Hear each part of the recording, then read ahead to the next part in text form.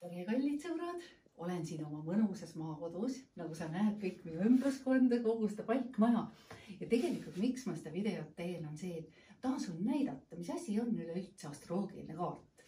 Mul on siin üks väga selline hea mõnus näidis ja vaata, see, kui me astroloogiast räägime, siis see ei tähenda üldse mitte ainult seda päikesemärki, eks ole. Et vaata, kui siin päikesemärgi ma olen siia kirjutanud, siin on nii vähk kui neitsi, kui skorpion, kui kaljukits, kui mis iganes, siis sellel ma luban, et sünnikaardil on tohutult tegelikult infot.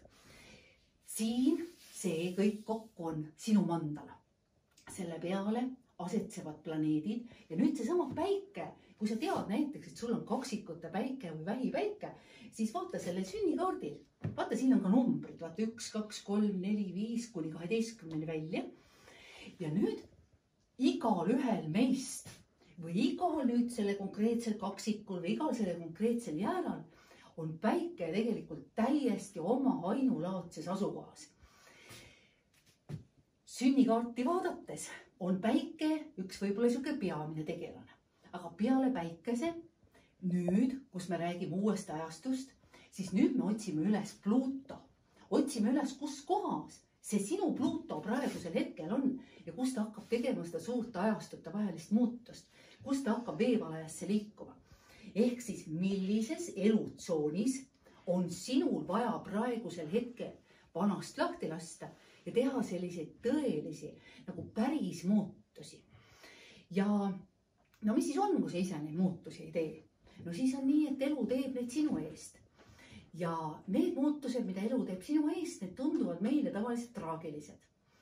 Aga need, mida me suudame aktsepteerida ja mida me ise läbi viime, need on maagilised muutused. Et ma kutsusin maagia teele. Nii, siis oli see Pluuto jutt.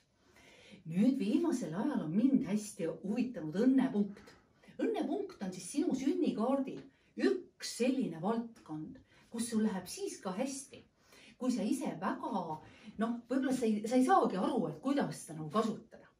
Sest et õnnepunktiga on veel sellised ütlused, et sa pead selle õnne justkui avama nii iseenda kui teiste jaoks. No seda ma samamoodi räägin sulle peagi siis tuleval joogalaagris, seminaril, astroloogia suvekoolis, mis on meil siis 25–27 august, räägin selle kõik läbi.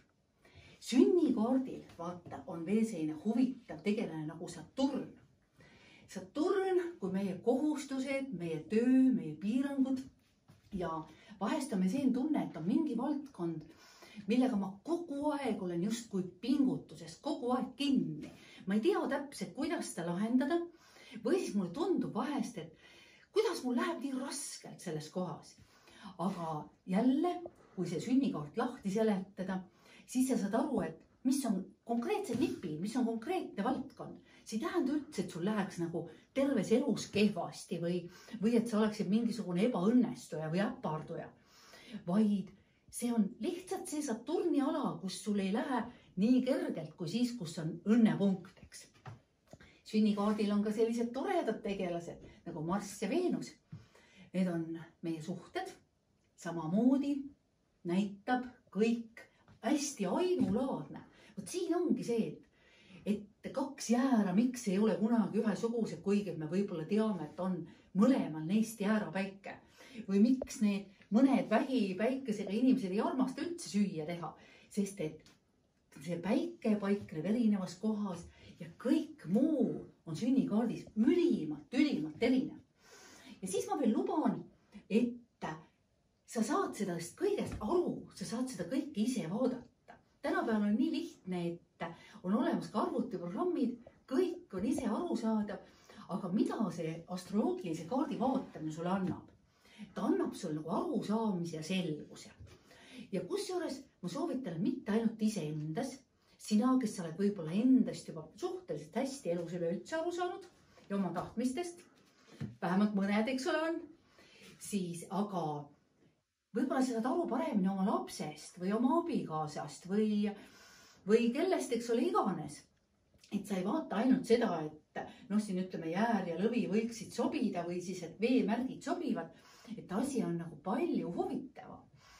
Ja astroloogiaga väga hästi näitab eelmiste elude seoseid, näitab tegemata jätmisi ja siis selle elu ülesandeid. Ja see on nüüd see valdkond, mis mind on astroloogia juurde kõige rohkem viinud. Võt selline mõnus, sinu ainulaadne mandala, mille sa saad lahti teha, mida sa saad avada, mida sa saad tunnetada ja mida ma veel luban, et täiesti erakordses õhkkonnas. Praegu veevalaja ajastu allub uraanile, mis siis tähendab uusi teadmisi, absoluutset revolutsiooni maailma vaates. Ja mina kutsun sind kaasa tegema just seda revolutsiooni, kus sa ise oled see noor pioneer, kes on valmis tõstma lippu ja ütlema, et ma tahan õppida, ma tahan uut moodi eluga edasi minna.